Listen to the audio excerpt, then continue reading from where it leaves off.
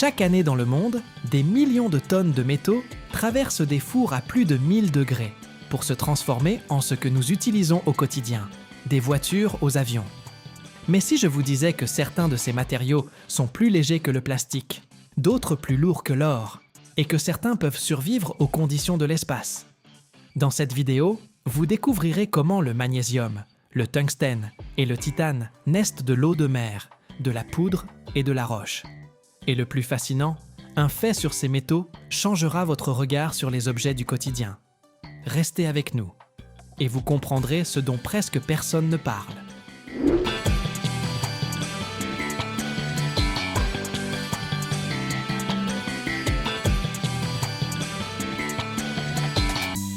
Commençons par le magnésium. On me conduit dans un atelier qui ressemble un peu à la cuisine de géants. D'immenses réservoirs, des tuyaux qui courent le long des murs, et le mouvement lent d'une masse qui, il y a peu encore, était de l'eau de mer ou de la roche. Ici, le magnésium n'apparaît pas subitement. Il parcourt un long chemin. Je regarde la matière première entrer dans les fours, et la température y est telle que, même à plusieurs mètres de distance, on sent la chaleur sur sa peau. Plus de 1000 degrés Celsius, et ce n'est là qu'une des étapes. Lorsque le magnésium finit par se dégager, il ressemble à un métal argenté, dont la surface est très calme. C'est un peu trompeur, car je sais que si on l'enflamme, il produit une lumière si vive qu'il devient difficile de la regarder, même avec une protection. Ensuite, on me montre les lingots. J'en prends un dans mes mains, et c'est là que le cerveau commence à se disputer avec lui-même. Il pèse moins qu'on ne s'y attendrait. Vraiment, on a l'impression qu'on vous a donné une réplique.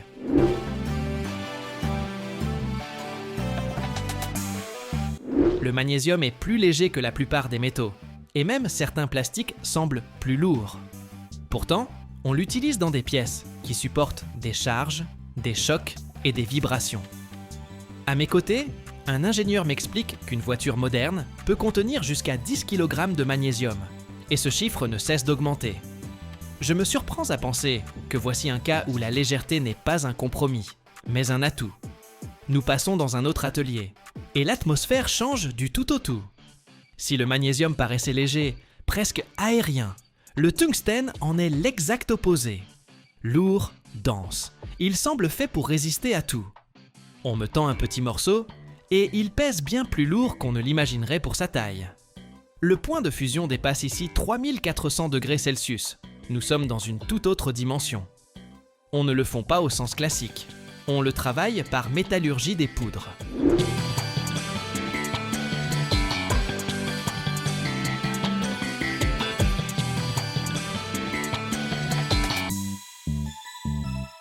J'observe comment une fine poudre est compressée dans un moule, puis fritée au four, et se transforme progressivement en métal dense. On dirait presque un tour de magie, seulement très lent et très maîtrisé. Mais le plus fascinant arrive ensuite, le titane. Ici, tout évoque quelque chose entre un laboratoire et une installation spatiale. La production de titane, c'est une histoire de pureté et de contrôle. La matière première est traitée de manière à éliminer toutes les impuretés, et cela prend du temps. Les réacteurs sont fermés, l'atmosphère à l'intérieur est contrôlée, car le titane réagit très activement avec l'oxygène à haute température. J'observe le processus de réduction, où le métal traverse plusieurs étapes avant de devenir ce matériau brillant que l'on utilise ensuite dans les avions et les implants médicaux. Lorsqu'on me montre les lingots de titane, je me surprends à nouveau avec une sensation étrange. Ils ont l'air solides, importants, mais en même temps pas si lourds que ça.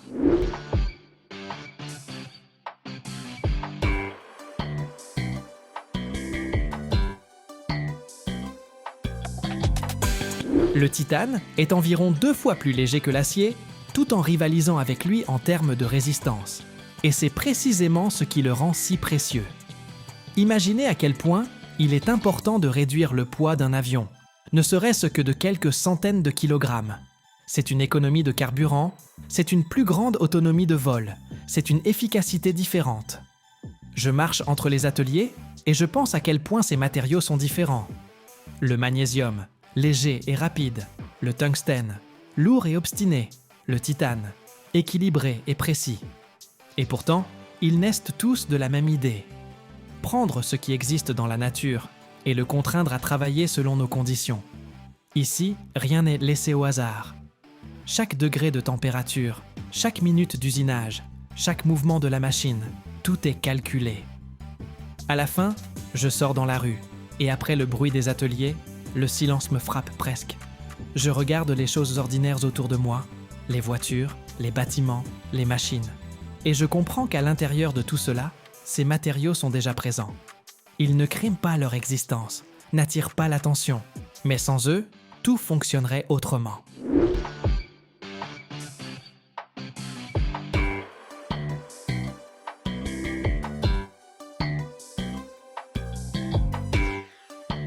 Le magnésium est le 8e élément le plus abondant dans la croûte terrestre, et en même temps, l'un des métaux les plus massifs de l'océan mondial. Dans chaque mètre cube d'eau de mer se trouve dissous environ 1 kg de magnésium. Cela peut sembler peu, mais si l'on considère l'échelle des océans, il s'agit déjà de billions de tonnes de matières premières potentielles. C'est pourquoi les pays ayant accès à la mer développent activement cette production, bien qu'elle nécessite beaucoup d'énergie.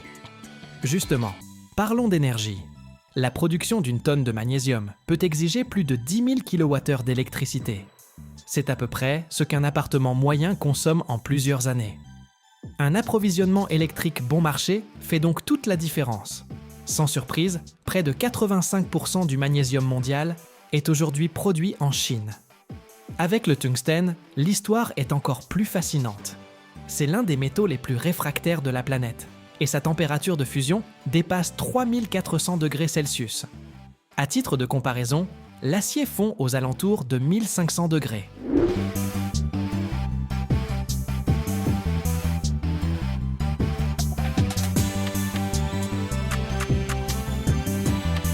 C'est précisément pour cette raison que le tungstène est utilisé là où d'autres matériaux capitulent tout simplement.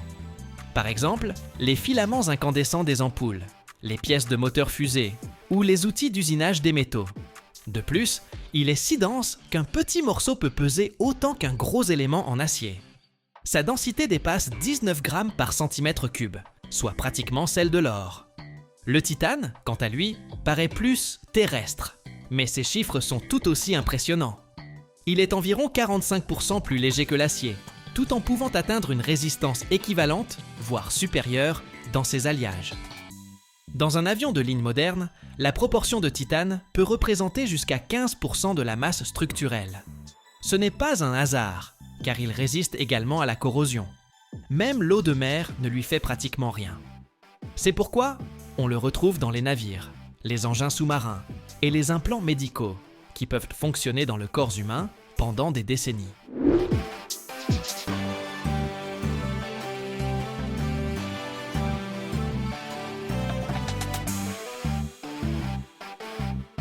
Il y a encore un aspect qui m'a particulièrement marqué. Si l'on compare l'empreinte carbone de la production, le magnésium et le titane sont encore désavantagés face à l'acier, en raison de la forte intensité énergétique des processus. Mais grâce à la réduction du poids des produits finis, ils permettent d'économiser du carburant et de l'énergie lors de leur utilisation. Par exemple, alléger un véhicule de 100 kg peut réduire la consommation de carburant de plusieurs pourcents. Et c'est là que commence une partie de longue haleine, où le matériau amortit son coût tout au long de son cycle de vie. Et un dernier fait qui résume bien toute cette histoire. Une automobile moderne moyenne contient déjà plus de 20 métaux différents, et la part des alliages légers augmente chaque année. Cela signifie que ces matériaux passent progressivement de la catégorie « quelque chose pour l'aviation » à notre vie quotidienne. Et le plus fascinant, c'est que nous ne le remarquons presque pas jusqu'au moment où nous nous retrouvons dans une usine et voyons comment tout cela naît de la pierre, de la poudre et de l'eau de mer.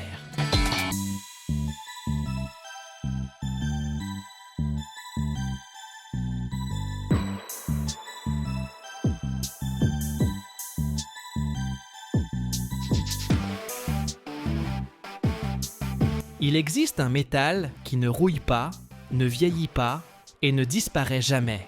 Il attend, tout simplement. Il attend dans l'eau, dans l'air et même dans nos foyers. Et si je vous disais que ce métal a aidé l'humanité pendant des siècles à extraire l'or, soigner les dents et mesurer la température, tout en rendant lentement les gens fous et en décimant des villes entières. Le mercure, cet argent liquide, à l'apparence presque magique, cache l'un des secrets les plus dangereux de la chimie. On ne peut pas le détruire, on ne peut que le cacher. Et si vous restez avec nous jusqu'au bout, vous découvrirez où l'humanité enfouit aujourd'hui le mercure pour toujours, et pourquoi une seule erreur pourrait le ramener dans nos vies.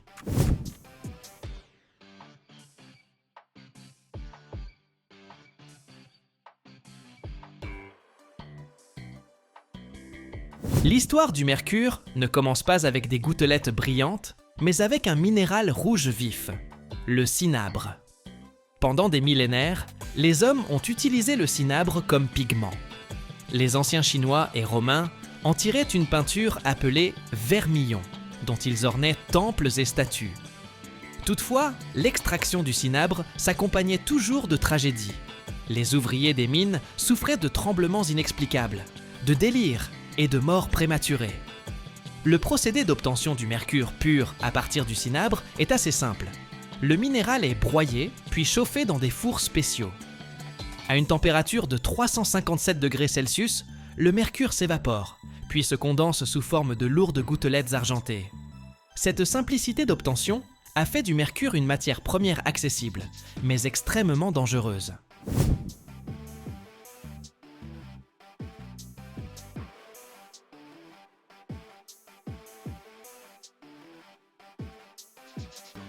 L'une des utilisations les plus massives du mercure dans l'histoire fut l'extraction de l'or et de l'argent. Le mercure possède une capacité unique, il mouille instantanément les autres métaux, les dissolvant en lui-même et créant des alliages appelés amalgames. À l'époque des ruées vers l'or, les chercheurs mélangèrent le minerai broyé avec du mercure. Le mercure, tel un aimant, extrayait les plus infimes particules d'or de la roche, formant une pâte épaisse. Pour obtenir de l'or pur, on chauffait simplement l'amalgame à feu ouvert. Le mercure s'évaporait directement dans l'air respiré par les hommes, et au fond restait l'or pur. Cette méthode, connue sous le nom d'amalgamation, a conduit à une pollution effroyable des rivières et des sols à travers le monde.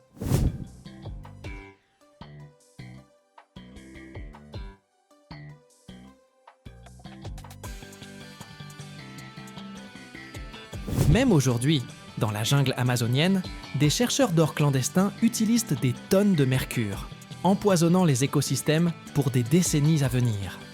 Pendant longtemps, le mercure a été considéré comme irremplaçable dans la science et la vie quotidienne. Dans les thermomètres, le mercure se dilate uniformément lors du chauffage, ce qui en faisait un fluide idéal pour des instruments de mesure précis. Les interrupteurs au mercure fonctionnaient sans défaillance pendant des décennies, car le mercure liquide conduit parfaitement l'électricité et ne s'use pas. Les amalgames dentaires, mélange d'argent et de mercure, ont été la norme en dentisterie pendant plus d'un siècle en raison de leur résistance extraordinaire. Mais il y avait aussi un côté sombre. Au XIXe siècle, le mercure servait au traitement des fourrures pour la fabrication de chapeaux en feutre.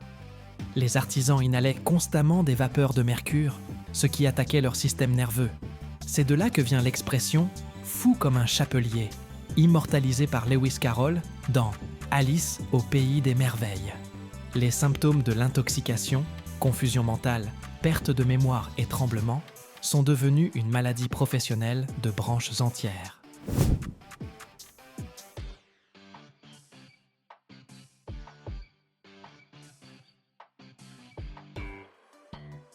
La principale perfidie du mercure réside dans sa capacité à s'accumuler dans les organismes vivants.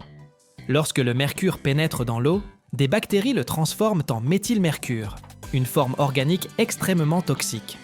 Celui-ci s'accumule dans le plancton, puis dans les petits poissons, et enfin dans les grands prédateurs comme le thon ou le requin. L'être humain qui consomme ces poissons reçoit une dose massive de toxines. L'exemple le plus terrible reste la tragédie de la ville japonaise de Minamata dans les années 1950, où une usine chimique déversait du mercure dans la baie. Des milliers de personnes sont mortes ou sont restées handicapées à cause de lésions cérébrales. Cet événement a donné son nom à la maladie de Minamata et a poussé le monde à envisager l'interdiction de ce métal. Aujourd'hui, la convention de Minamata, signée par plus de 140 pays, est en vigueur. Elle interdit la fabrication et l'exportation de thermomètres à mercure, d'appareils de mesure de la pression, de la plupart des types de lampes fluorescentes et l'utilisation du mercure dans de nombreux processus industriels.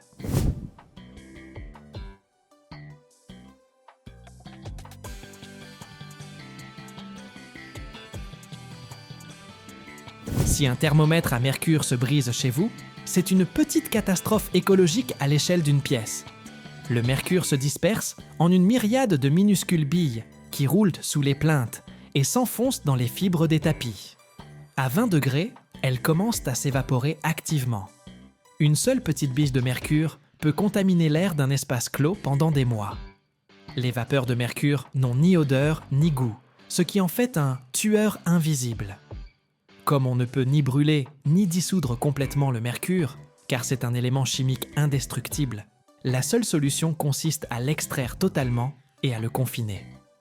Tout commence dans des usines spécialisées, où arrivent des millions de lampes fluorescentes usagées, de vieux appareils médicaux et des capteurs industriels.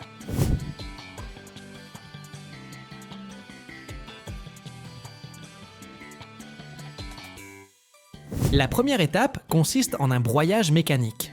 Les lampes, par exemple, sont introduites dans un broyeur hermétique qui transforme le verre, les culots en aluminium et le revêtement de mercure en fines particules. Ce mélange ressemble à des déchets ordinaires, mais il est extrêmement toxique. Chaque tonne contient plusieurs kilogrammes de mercure. D'ailleurs, le mercure est incroyablement lourd. Une bouteille d'1 litre de mercure pèse plus de 13 kg. Si vous tentiez de soulever un seau de mercure, vous soulèveriez 136 kg, l'équivalent de 2 hommes adultes. Vient ensuite le procédé principal, la désorption thermique sous vide. Ce mélange est chargé dans d'immenses fours réacteurs en acier. La particularité réside justement dans le vide. En évacuant l'air, on abaisse la température d'ébullition du mercure. Les fours chauffent le mélange entre 300 et 400 degrés. Dans ces conditions, le mercure s'évapore intensément, se séparant des débris de verre et de métal. Le système sous vide aspire ces vapeurs toxiques, ne leur laissant aucune chance de s'échapper vers l'air de l'atelier.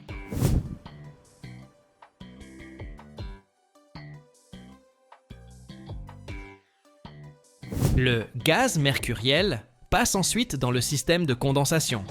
Il s'agit de longs serpentins refroidis à basse température.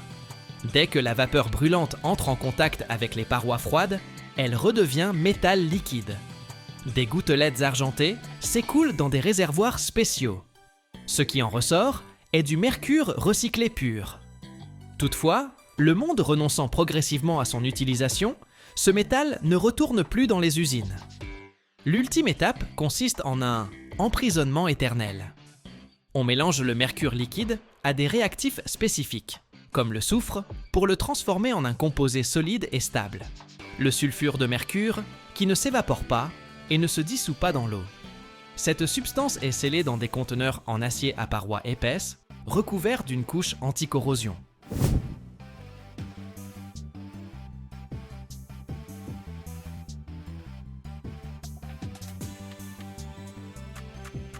Ces conteneurs sont acheminés vers des sites de stockage souterrains, situés à plusieurs centaines de mètres de profondeur, dans d'anciennes mines de sel abandonnées ou des massifs granitiques. Là, dans une sécheresse absolue et sous surveillance électronique permanente, le mercure est conservé durant des décennies. C'est le seul moyen de garantir que cet argent liquide ne rejoindra jamais les nappes phréatiques et ne reviendra pas jusqu'à nous par le biais du poisson ou de l'eau potable. L'élimination est coûteuse et complexe, mais c'est le prix que l'humanité paie pour la sécurité des générations futures.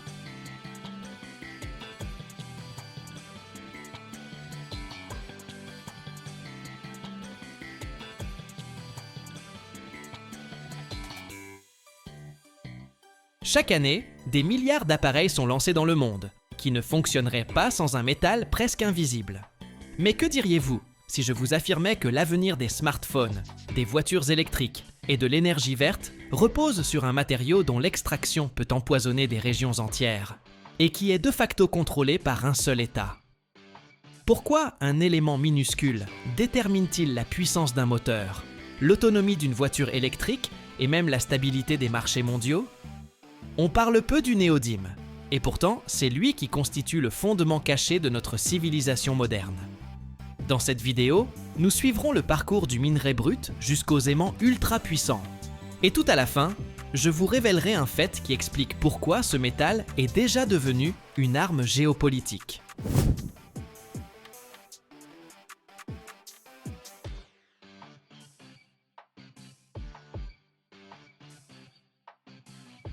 Dans les smartphones, les aimants au néodyme assurent le fonctionnement des haut-parleurs, des microphones, des vibreurs et des systèmes de mise au point automatique des caméras.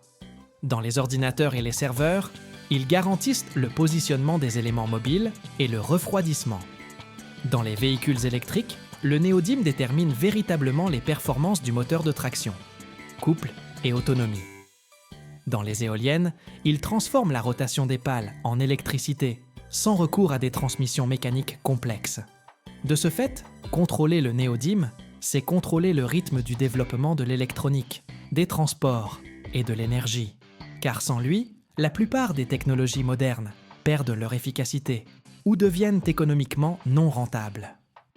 Les terres rares sont longtemps demeurées hors du regard du grand public, mais ce sont elles qui constituent le socle invisible de notre civilisation technologique contemporaine.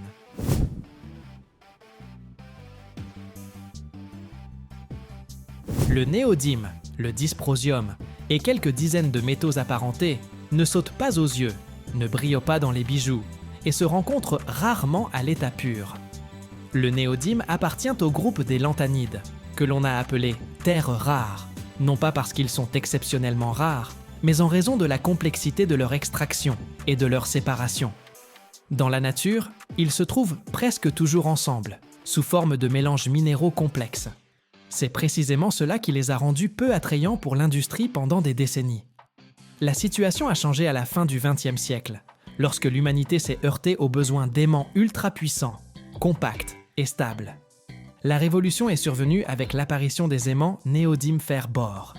Ils se sont révélés plusieurs fois plus puissants que leurs équivalents traditionnels en ferrite ou alnico.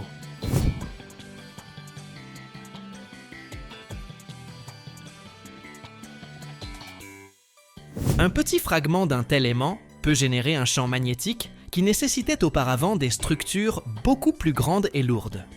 C'est précisément grâce à cela qu'il est devenu possible de miniaturiser les moteurs électriques, les haut-parleurs, les disques durs, les systèmes de stabilisation et une multitude d'autres composants. Dans un smartphone moderne, les aimants au néodyme fonctionnent simultanément dans plusieurs ensembles.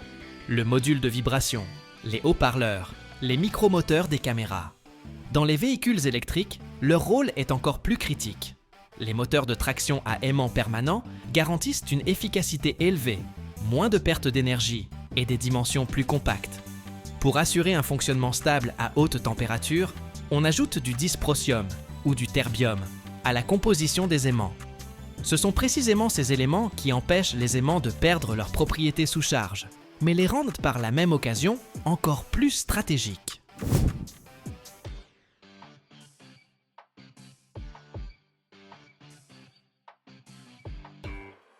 Les éoliennes constituent un autre exemple emblématique. Les générateurs modernes à entraînement direct nécessitent des centaines de kilogrammes d'aimants au néodyme. Sans eux, il faudrait revenir aux multiplicateurs encombrants, ce qui réduirait la fiabilité et augmenterait les coûts de maintenance. Ainsi, la transition vers l'énergie verte est directement liée à l'accès aux terres rares. Cependant, le parcours de ces matériaux, de l'extraction à leur intégration dans des produits de haute technologie, est loin d'être exemplaire. L'exploitation minière et le traitement des terres rares figurent parmi les processus les plus problématiques sur le plan environnemental dans l'industrie extractive. Les minerais contiennent souvent des impuretés radioactives et la séparation chimique exige d'importantes quantités d'acide et d'eau.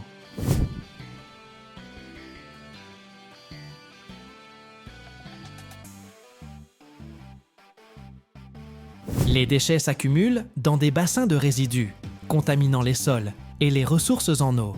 C'est précisément pour cette raison que de nombreux pays ont renoncé par le passé à leur production nationale, la confiant de fait à l'externalisation. Ce vide a été comblé par un seul État, la Chine. Dès les années 1990, elle a investi méthodiquement dans l'extraction, le raffinage et la purification des terres rares. La combinaison de normes environnementales peu contraignantes, d'un soutien étatique massif et d'une stratégie de long terme a permis à la Chine d'établir un quasi-monopole sur le marché mondial. Aujourd'hui, c'est là que se concentre l'essentiel des capacités de transformation des matières premières de terres rares, même lorsque le minerai lui-même est extrait ailleurs. Ce monopole a fait du néodyme et du dysprosium un instrument géopolitique. Les restrictions à l'exportation, les quotas ou même de simples menaces de rupture d'approvisionnement ont un impact immédiat sur les marchés de l'électronique, de l'automobile et de l'énergie.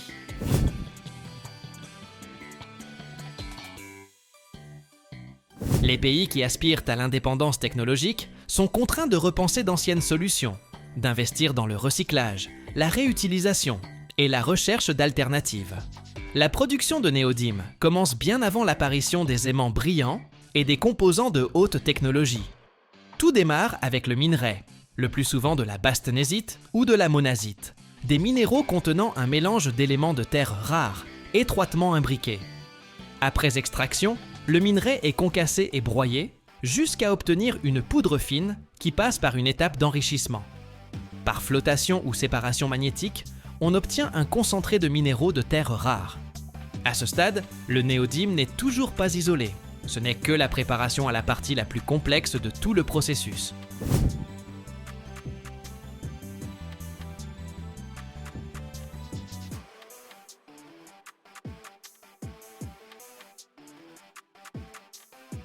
L'étape suivante est le traitement chimique.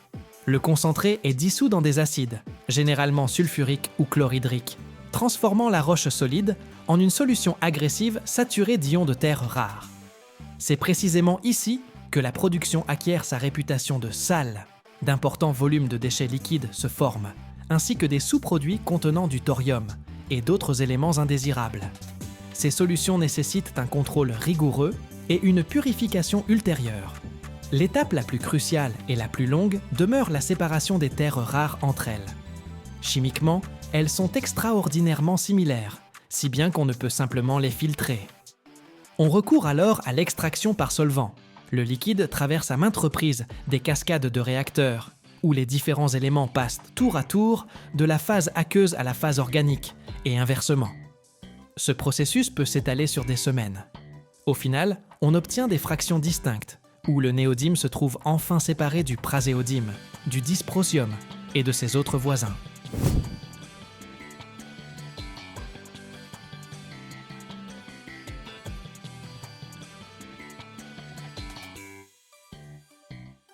Après purification, le néodyme est précipité sous forme de sel ou d'oxyde, le plus souvent d'oxyde de néodyme. Cette poudre constitue déjà une matière première industrielle, mais pas encore un métal. Pour obtenir le néodyme métallique, l'oxyde est réduit dans des fours sous vide ou sous atmosphère inerte à l'aide de calcium ou d'autres agents réducteurs. Le processus se déroule à haute température et dans des conditions où le métal n'entre pas en contact avec l'oxygène, faute de quoi il s'oxyderait instantanément. Le néodyme métallique obtenu est un matériau gris argenté, chimiquement actif, rarement utilisé tel quel. Il est presque immédiatement destiné à la fabrication d'alliages magnétiques, où il s'associe au fer et au bore. Ainsi, le chemin du minerai à l'aimant passe par des dizaines d'opérations, des milliers de tonnes de réactifs et une quantité considérable d'énergie.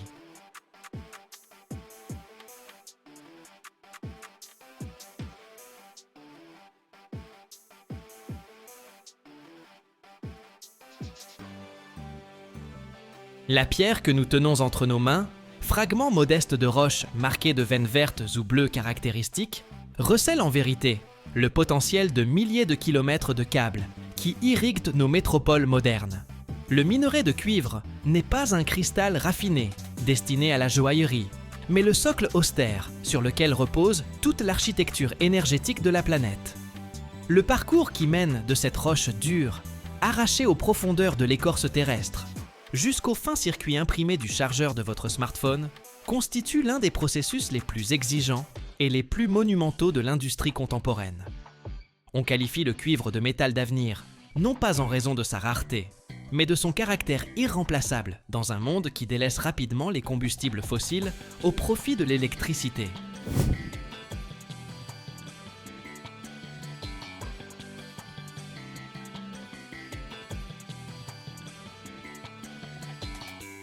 Tout commence au plus profond de la Terre, ou dans des carrières colossales, qui par leur taille, évoquent de véritables canyons artificiels.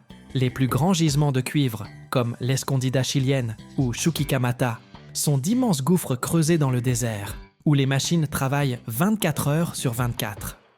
L'extraction du cuivre est une affaire de volume considérable. La teneur en métal du minerai dépasse rarement 1% et descend parfois sous la barre du demi%. Cela signifie qu'il faut traiter des tonnes de roches pour obtenir quelques kilogrammes de cuivre pur. Le minerai se présente traditionnellement sous forme de sulfure ou d'oxyde, et chaque type exige sa propre approche.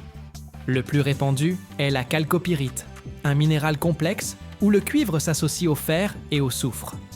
Son éclat doré trompe souvent les chercheurs de trésors inexpérimentés, mais pour les industriels, cet éclat est le signal de la présence d'une ressource stratégique.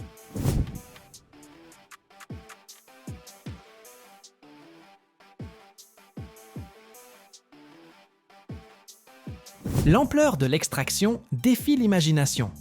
Lorsque vous vous tenez au bord d'une carrière centrale, les camions-bennes géants d'une capacité de 300 tonnes semblent de simples insectes rampant sur des routes en spirale qui s'enfoncent à plusieurs mètres de profondeur.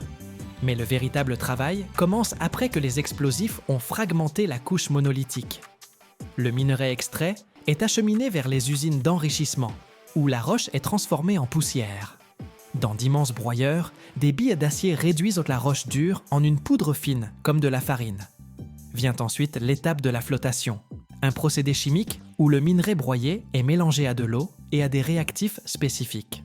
Des bulles d'air captent les particules du minéral moyen et les transportent à la surface sous forme d'une mousse épaisse, laissant la gangue stérile au fond. Le concentré, qui contient désormais environ 30% de ce métal, n'est qu'un maillon intermédiaire.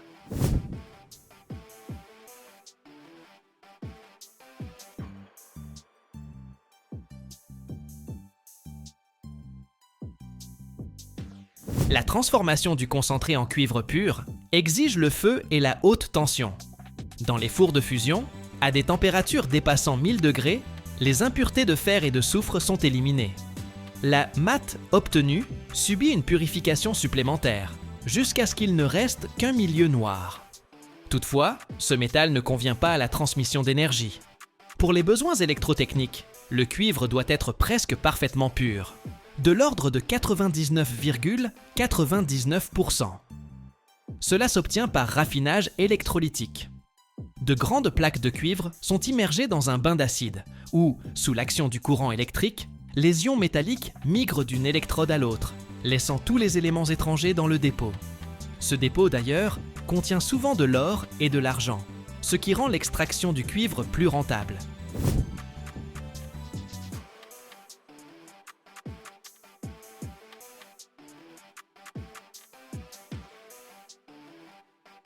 La transition énergétique, dont on parle aujourd'hui à tous les niveaux, est impossible sans cuivre. Si l'aluminium est devenu le métal de l'aviation, le cuivre forme le système nerveux du réseau électrique mondial. Chaque éolienne, chaque panneau solaire nécessite plusieurs fois plus de cuivre que les centrales thermiques traditionnelles. Une voiture électrique contient 4 fois plus de fils de cuivre qu'un véhicule à moteur à combustion interne. Ces kilomètres de câbles, dissimulés sous le capot, dans les murs des bâtiments et sous terre, assurent la circulation des électrons qui fait vivre notre civilisation. Le cuivre possède une conductivité électrique unique, dépassée seulement par l'argent. Mais grâce à sa disponibilité relative, il est devenu le matériau incontournable pour transporter l'énergie sur de longues distances sans perte significative.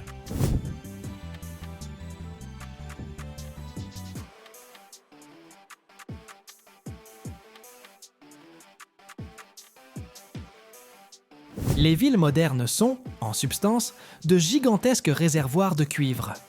Si l'on imaginait une mégapole dépouillée de son béton et de son verre, nous verrions apparaître un réseau incroyablement dense de filaments cuivrés. Ils parcourent chaque surface des gratte-ciel, assurant le fonctionnement des ascenseurs, de la climatisation des salles serveurs et de l'éclairage. Dans un appartement contemporain standard, des dizaines de kilogrammes de ce métal sont enfouis. Une quantité considérable d'infrastructures techniques, des canalisations d'eau au système de chauffage, repose également sur le cuivre en raison de sa résistance à la corrosion et de ses propriétés bactéricides. C'est un métal qui non seulement conduit la lumière, mais protège aussi notre santé, en empêchant les microbes de proliférer sur les surfaces.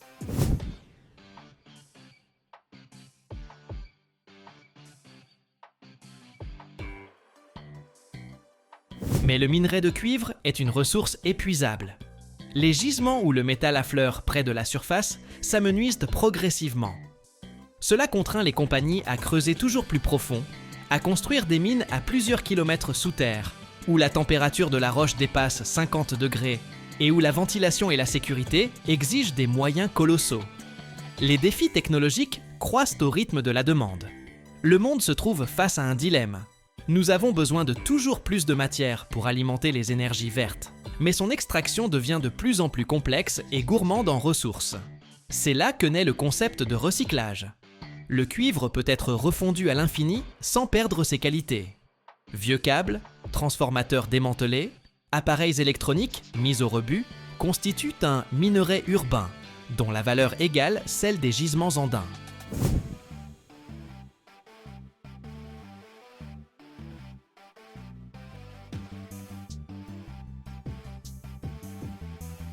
Si la demande de cuivre augmente, cela signifie que de nouvelles usines se construisent, que les villes s'étendent et que les technologies progressent. Lorsque l'activité sur le marché du cuivre décline, cela annonce une récession mondiale. Aucun autre matériau n'entretient un lien aussi étroit avec la notion de progrès. Nous vivons à une époque où la numérisation semble éthérée et immatérielle, mais en réalité, chaque message envoyé par messagerie instantanée et chaque transaction bancaire physique transite par des ports et des câbles en cuivre. Le cuivre occupe une place particulière dans le développement des énergies renouvelables. Les parcs éoliens en mer nécessitent des milliers de tonnes de ce métal pour les câbles sous-marins reliant les turbines à la côte. Les vastes étendues de centrales solaires sont parcourues de barres collectrices et de fils qui captent l'énergie des photons pour la rassembler en un seul réseau. Sans ce métal, toute vision d'un avenir écologique et propre resterait lettre morte.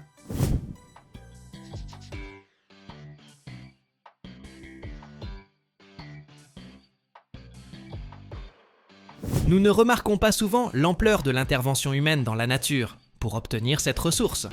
La réhabilitation des terres, après l'extraction du cuivre, constitue un processus complexe qui implique le traitement des eaux usées contre les acides et les métaux lourds. Les entreprises concernées dépensent des milliards de dollars pour que, après la fermeture des carrières, le territoire redevienne habitable. C'est là une partie du prix que l'humanité paie pour son confort et son indépendance énergétique. Toutefois, comparé à d'autres types de combustibles, le cuivre demeure l'une des solutions les plus rationnelles. Il ne se disperse pas dans l'atmosphère, mais s'accumule dans les infrastructures, formant un capital durable pour notre civilisation.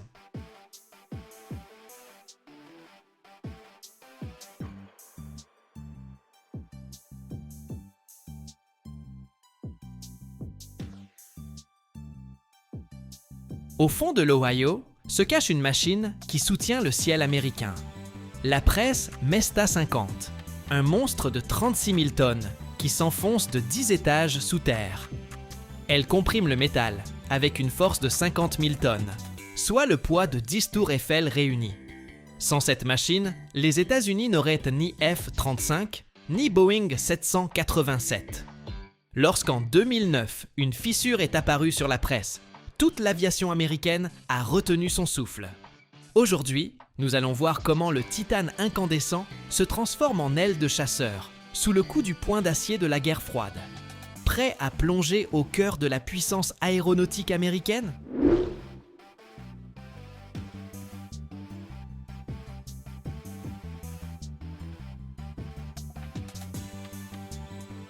Si vous vous trouviez devant l'usine Alcoa de Cleveland, dans l'Ohio, rien ne retiendrait votre attention.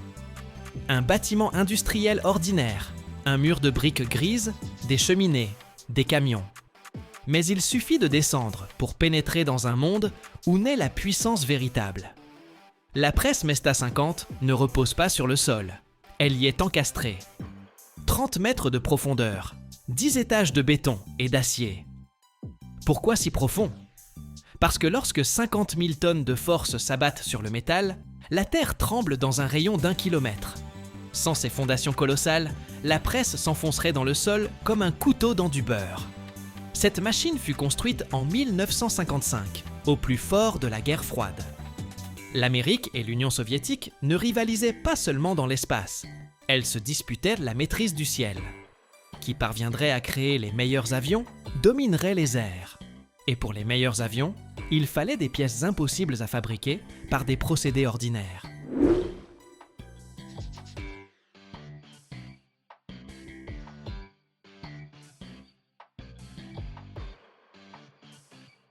Imaginez une aube de turbine du réacteur F-35. Cette pièce ne mesure que 30 cm de long, mais elle tourne à 10 000 tours par minute à une température de 1400 degrés Celsius. Aucune soudure ne pourrait résister à de telles conditions, elle se désintégrerait en quelques secondes. L'aube doit être monobloc, taillée dans un bloc massif de titane ou de super-alliage de nickel. C'est précisément à cela que sert la Mesta 50. Elle ne coupe pas, elle ne soude pas, elle forge. Elle prend un lingot de titane incandescent de 2 kg et le transforme en une forme précise d'aile ou d'aube en un seul coup. Le processus commence par la préparation. Le lingot de titane est chauffé dans un four spécial, jusqu'à 960 degrés Celsius. À cette température, le titane devient aussi malléable que de la pâte à modeler, tout en conservant sa résistance extraordinaire. Le métal émet une lueur rouge vif, presque blanche, impossible de le regarder sans lunettes de protection spéciale.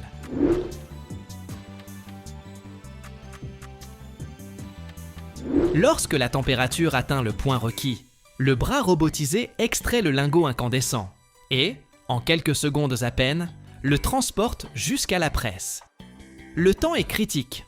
Si le titane refroidit ne serait-ce que de 50 degrés, il deviendra trop dur et la presse ne pourra plus le déformer. Le lingot est placé dans la matrice inférieure, un immense moule en acier qui épouse les contours de la future pièce. Au-dessus, descend la matrice supérieure de 150 tonnes. Et là, c'est le choc. 50 000 tonnes de force s'abattent sur le titane incandescent. Pour vous donner une idée, c'est comme si l'on posait simultanément 150 avions de ligne sur votre table. Les vérins hydrauliques, de 2,50 m de diamètre, génèrent une pression de 350 mégapascales, soit 3500 fois la pression atmosphérique.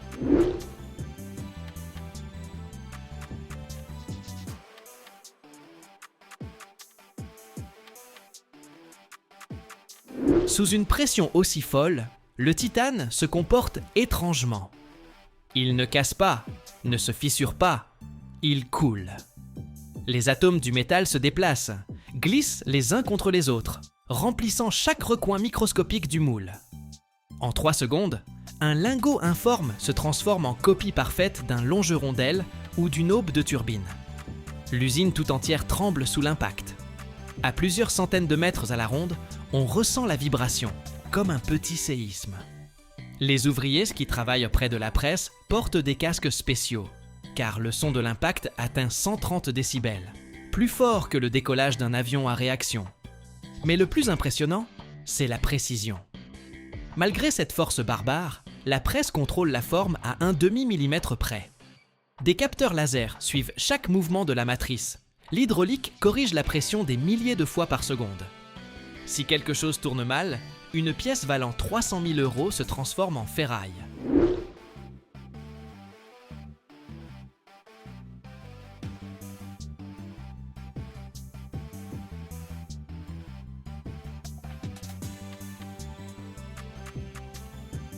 La Mesta 50 fabrique des pièces pour tous les principaux avions américains. Le F-35, Lightning II, le F-22 Raptor, le Boeing 787 Dreamliner, les moteurs d'hélicoptères Apache, tous comportent des pièces nées sous les coups de cette presse.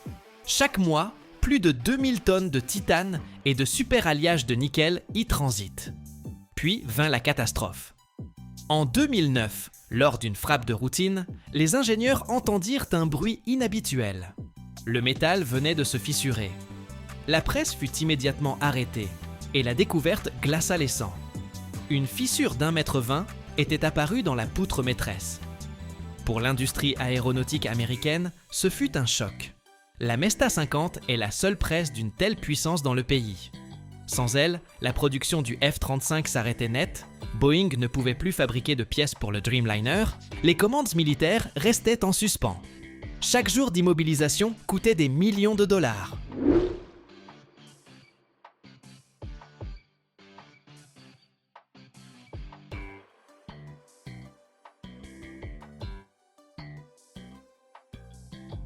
Une réparation désespérée s'est engagée. Le problème, c'est qu'une poutre de 2000 tonnes ne peut tout simplement pas être démontée et remplacée. Elle est intégrée dans la structure à 30 mètres de profondeur, entourée de dizaines d'autres systèmes. Les ingénieurs prévoient d'effectuer la réparation sur place.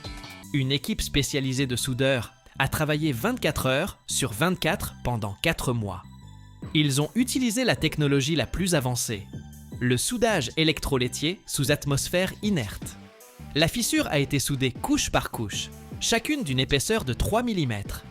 Après chaque couche, le métal subissait un traitement thermique pour éliminer les contraintes internes. Au total, 760 couches de cordons de soudure ont été déposées. Parallèlement, une poutre de secours était fabriquée, au cas où la réparation échouerait. Elle a été réalisée dans une autre usine, en utilisant la plus grande grue d'Amérique, d'une capacité de 4000 tonnes. Le coût de cette poutre de secours, 18 millions de dollars.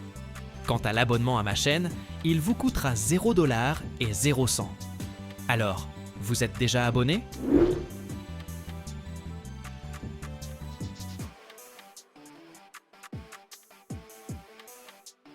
Mais la réparation fut une réussite.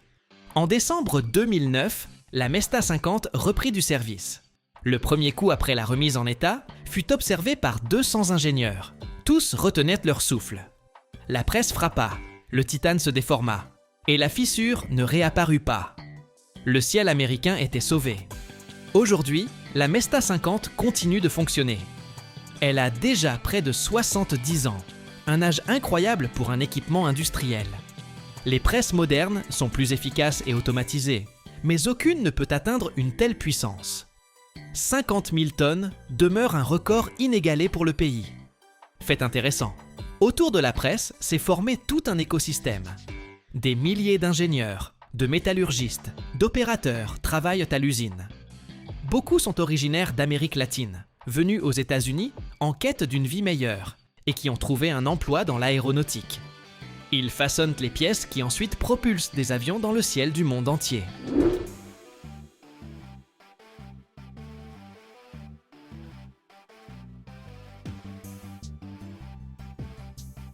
La Mesta 50, c'est bien plus qu'une machine.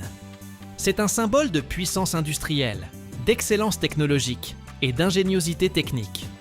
C'est la preuve que parfois, les meilleures solutions ne sont pas les plus récentes, mais celles qui ont été éprouvées par des décennies de travail fiable sous une pression incroyable.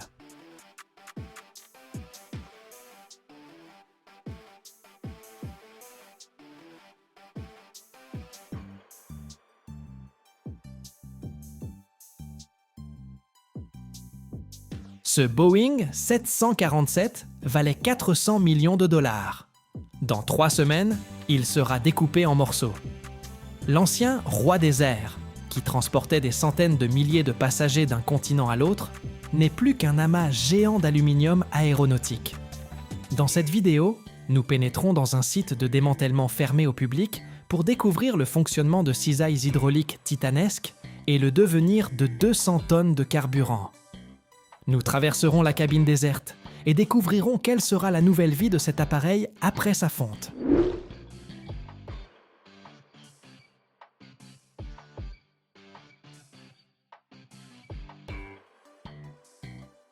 Lorsque nous longeons le fuselage, il semble éternel.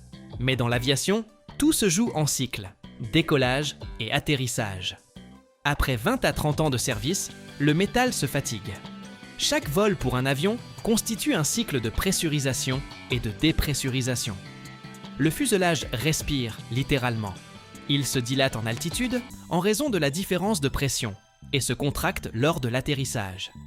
Imaginez que vous pliez un fil d'aluminium dans un sens puis dans l'autre. Tôt ou tard, il finira par se rompre.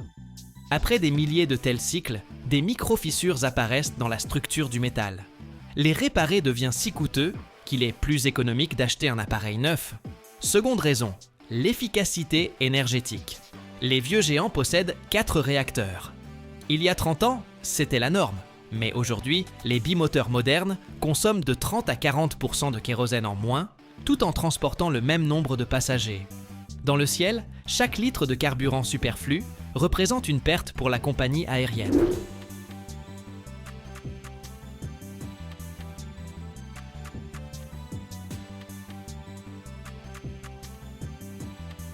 Par ailleurs, l'entretien d'un appareil ancien devient un véritable défi. Les pièces détachées ne sont plus produites et les contrôles réglementaires deviennent de plus en plus fréquents et longs. Un avion ne génère des revenus que lorsqu'il est en vol. S'il reste cloué au hangar pendant des mois, faute d'une pièce rare, son sort est scellé. Ainsi, dès que les coûts de sécurité et de carburant dépassent les profits, le géant d'acier est envoyé au recyclage. La phase de vidange de l'appareil constitue l'étape la plus dangereuse et la plus délicate avant le début du démantèlement. Lorsqu'un Boeing 747 arrive dans la zone de recyclage, ses réservoirs d'ailes et centraux peuvent encore contenir jusqu'à 200 tonnes de carburant. Ce ne sont pas de simples résidus, c'est le volume de plusieurs wagons-citernes ferroviaires. On commence par raccorder des stations de pompage mobiles aux conduites de carburant. Le carburant n'est pas simplement déversé dans un seau. Il est pompé à travers des vannes hermétiques pour éviter toute évaporation et la moindre étincelle. Une fois la majeure partie du kérosène extraite, débute le séchage.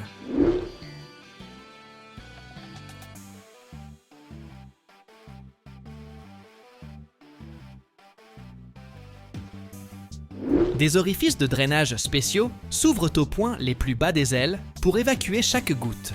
Mais même vide, un réservoir reste un piège mortel en raison des vapeurs de carburant. Le système est donc purgé au gaz inerte jusqu'à ce que les capteurs confirment une sécurité totale pour l'utilisation d'outils. Une fois l'appareil asséché, vient le tour des moteurs. Chaque réacteur de Boeing est un chef-d'œuvre technologique de plus de 4 tonnes. On ne les découpe pas simplement. Des chariots élévateurs ou des grues spéciales sont amenés jusqu'au pylône et fixent le moteur en plusieurs points. Les mécaniciens déconnectent manuellement des centaines de câbles, de conduites de carburant et de tubes hydrauliques. Les boulons de fixation, les fameux axes de sécurité, sont dévissés en dernier. Le moteur est ensuite descendu délicatement sur un berceau de transport. Fait intéressant, même si l'avion est mis au rebut, les moteurs possèdent souvent encore des milliers d'heures de vie. Ils sont soigneusement mis sous cocon et expédiés vers un entrepôt.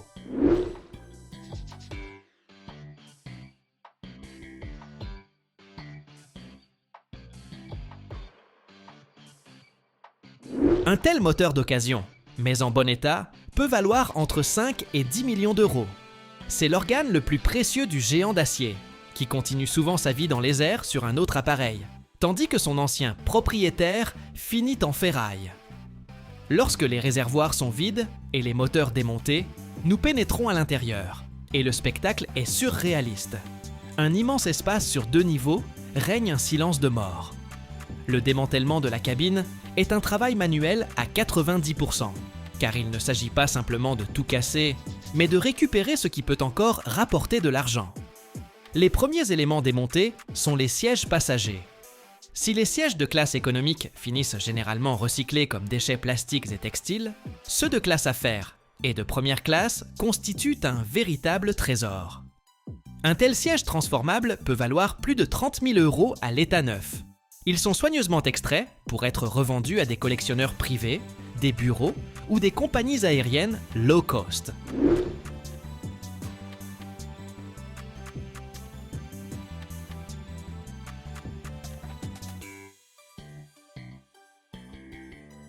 On retire ensuite les modules de cuisine et les chariots de service.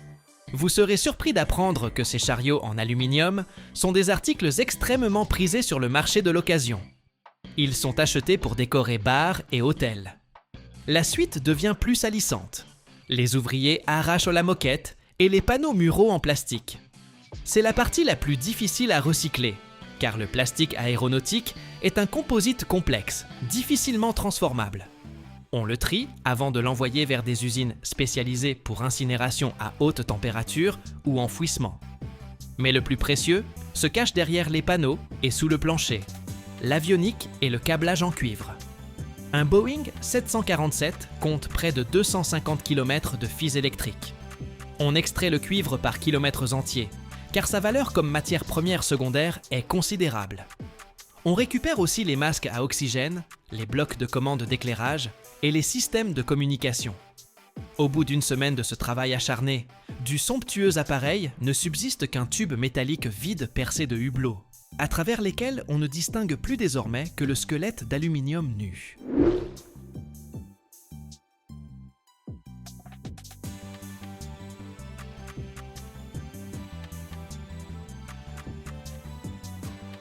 Et c'est maintenant que commence ce pourquoi nous sommes là, le véritable spectacle.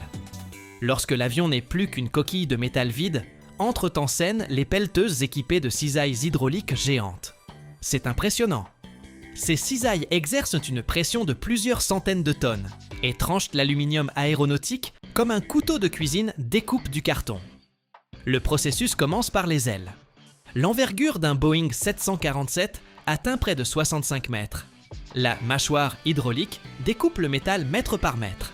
Le plus difficile, ce sont les longerons, la partie structurelle centrale où s'attachent les ailes. C'est là que le métal est le plus épais. Une fois les ailes retirées, vient le tour du fuselage. Le conducteur de pelleteuse travaille avec précision. Il découpe la carlingue en sections d'environ 3 à 4 mètres de large. Quand ces immenses anneaux s'écrasent au sol, un nuage de poussière s'élève et le bruit rappelle le tonnerre. En 2 semaines, du majestueux appareil ne subsiste plus que la queue, dressée seule au milieu du béton, jusqu'à ce que les mâchoires d'acier finissent par la rattraper.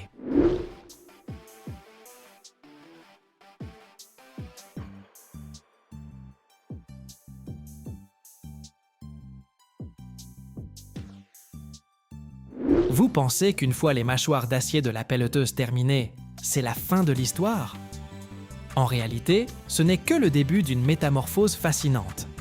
Ce qui ressemble aujourd'hui à des monceaux chaotiques de ferraille mutilées porte, dans le langage de l'industrie, le nom de ressources stratégiques. Nous voici face à des montagnes de métal, mais il ne s'agit pas de simples déchets. C'est de l'aluminium de première qualité, la véritable aristocratie des métaux. La structure du fuselage d'un Boeing 747 repose sur des alliages d'aluminium de la série 7000. Dans l'aéronautique, on les apprécie pour leur résistance extraordinaire, comparable à celle de l'acier, mais pour un poids nettement inférieur. Ce métal possède toutefois une particularité.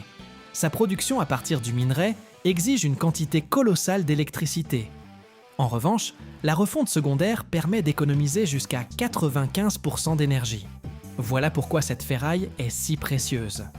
D'immenses aimants et séparateurs commencent par isoler les boulons d'acier égarés ou les inserts en titane, puis l'aluminium pur part vers les fours de fusion.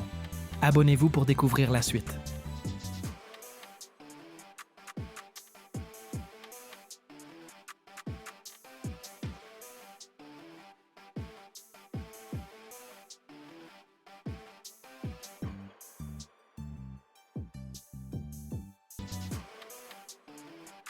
Chaque année, des centaines de plateformes pétrolières offshore sont installées à travers le monde, pesant plusieurs fois le poids de la tour Eiffel. Mais vous êtes-vous déjà demandé ce qui soutient toute cette masse colossale lors du montage en plein océan déchaîné ? Tout repose sur une seule pièce. Une unique microfissure invisible de 0,5 mm peut provoquer une catastrophe chiffrée en milliards d'euros. Suivez cette vidéo jusqu'au bout et vous découvrirez le secret ultime des métallurgistes. Comment, à partir d'acier en fusion à 2100 degrés, on forge des monstres géants capables de soulever 10 000 tonnes. Et quels détails critiques les fabricants de grues maritimes dissimulent pour éviter l'effondrement. Prêt pour une immersion totale ? C'est parti !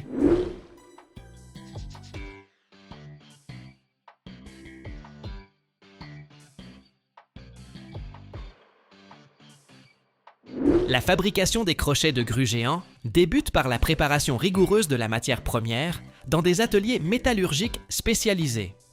On y travaille un acier de construction de haute qualité dont la teneur en carbone ne dépasse pas 1%, tandis que les ajouts de chrome jusqu'à 2% et de molybdène jusqu'à 0,5% garantissent une résistance à la traction supérieure à 1000 mégapascales et une excellente ténacité au choc. Ces éléments ne sont pas choisis au hasard. Le chrome assure la résistance à la corrosion en milieu marin et le molybdène prévient la fragilité aux basses températures. La matière première arrive sous forme de briquettes ou de lingots de 20 tonnes, chargés dans de puissants fours à arc électrique d'une capacité de 200 tonnes. Ces installations ressemblent à d'immenses cuves de 10 mètres de hauteur, équipées d'électrodes en graphite de 600 mm de diamètre. Lors de l'injection d'un courant atteignant 100 000 A, un arc d'un demi-mètre se forme et fait fondre le métal jusqu'à 2100 degrés Celsius.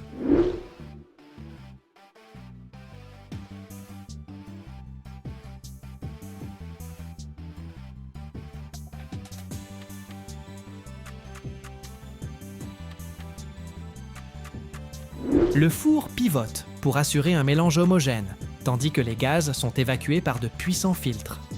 Le processus de refonte dure 4 à 5 heures, pendant lesquelles le métal est purifié des impuretés par évaporation sous vide et soufflage à l'argon. Le métal en fusion, d'un jaune éclatant, est coulé dans des poches revêtues de briques réfractaires. La température en sortie avoisine 1650 degrés. La poche est soulevée par des grues et transportée vers la ligne de coulée. Là se trouvent des moules, d'imposantes structures en acier pesant jusqu'à 200 tonnes, garnies d'un mélange sable-argile ou d'un revêtement métallique.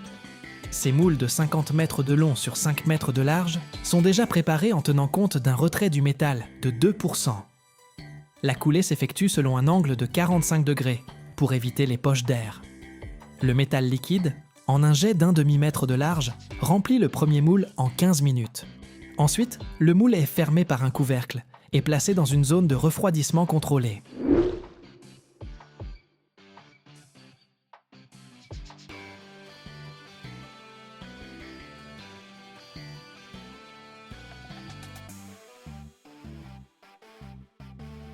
La croissance maximale s'effectue durant les 24 premières heures, jusqu'à 800 degrés, puis les 2 jours suivants jusqu'à 200 degrés, tandis que le refroidissement complet à température ambiante s'étale sur une semaine.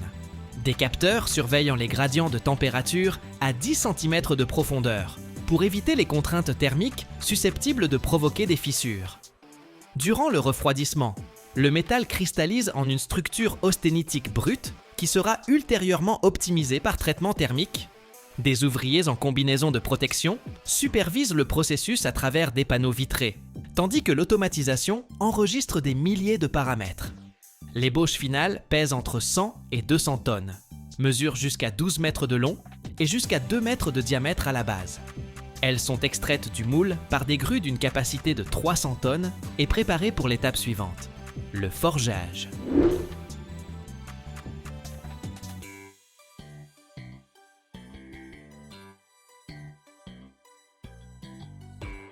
Une fois le long refroidissement terminé, la pièce métallique de 100 à 200 tonnes est extraite du moule par de puissantes grues et transportée vers l'atelier de forge, un vaste espace de 2000 mètres carrés, sous une voûte de 25 mètres de hauteur. Là se dressent des presses hydrauliques d'une puissance allant jusqu'à 50 000 tonnes, des machines générant une pression de plusieurs millions de pascals. La pièce est découpée en sections de 6 à 8 mètres de longueur et chauffée dans des fours à gaz jusqu'à 1200 degrés Celsius. Le métal prend une couleur rouge vif et devient malléable. Des ouvriers en combinaison thermique, à l'aide de pinces magnétiques, placent la section sous la presse. Première étape, la déformation brute. La presse descend avec une force pouvant atteindre 10 000 tonnes, comprimant le métal de 20 à 30% en un seul cycle. Chaque impact dure quelques secondes, transformant progressivement les contours cylindriques en ébauches de crochets.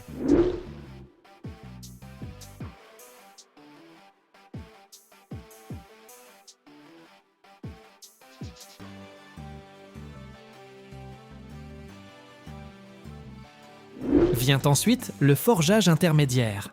Le métal est étiré, On y forme des ouvertures pour des câbles pouvant atteindre 60 cm de diamètre, ainsi que des anneaux d'une épaisseur de 15 cm. Les presses sont équipées de matrices complexes en acier haute résistance qui reproduisent la géométrie exacte du futur crochet. Le nombre total de cycles de forgeage atteint 50 par section, avec des interruptions pour un nouveau chauffage toutes les 10 à 50 minutes. L'étape finale consiste en l'usinage de précision de la partie active. Le diamètre de l'arceau principal du crochet atteint 1 mètre, l'épaisseur des parois 30 cm, le rayon de courbure 2,50 m. Les matrices de la presse travaillent avec une précision d'1 mm, créant nervures de renfort et brides. Après chaque frappe, un nettoyage à l'air comprimé sous 6 bars élimine les oxydes. Le moment clé, le traitement thermique. Le crochet est placé dans des fours de revenus, à 650 degrés pendant 20 heures. Cette opération élimine les tensions internes et optimise la ténacité au choc. Vient ensuite l'usinage mécanique sur fraiseuse.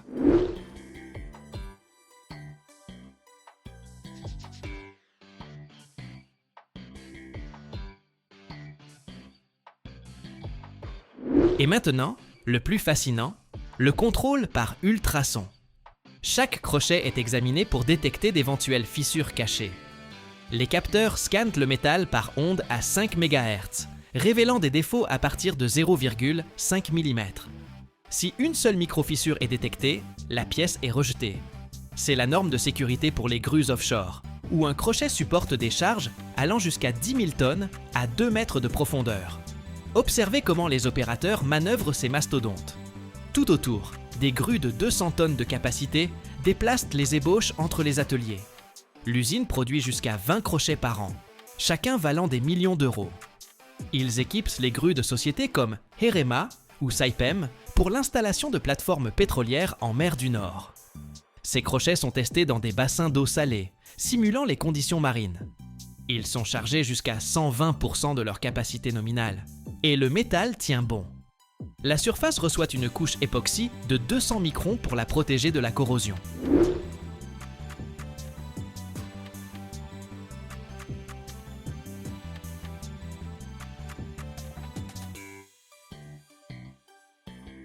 L'acier pour ces pièces provient de Scandinavie, où il est fondu dans des fours sous vide. La logistique est impressionnante. Les ébauches pèsent 100 tonnes chacune et sont acheminées par barge. L'usine emploie 200 spécialistes, des métallurgistes aux ingénieurs. Voici ce crochet en cours de finition. On le peint, on grave son numéro de série et on le prépare pour l'expédition. Il partira vers une plateforme où il soulèvera une section de 8000 tonnes. Si vous voyez comment cela se passe en mer, les vagues qui frappent, le vent qui siffle et le crochet qui tient tout. Et ma chaîne tient grâce à vos abonnements. Le parc mondial de grues offshore dépasse 4000 unités, dont environ 1200 sont des navires flottants capables de soulever plus de 5000 tonnes. Les crochets de grues pour de telles machines demeurent rares en raison du nombre limité d'usines spécialisées. En Europe, ce sont principalement des entreprises aux Pays-Bas, en Norvège et en Allemagne, où la capacité de production totale atteint quelques unités par an.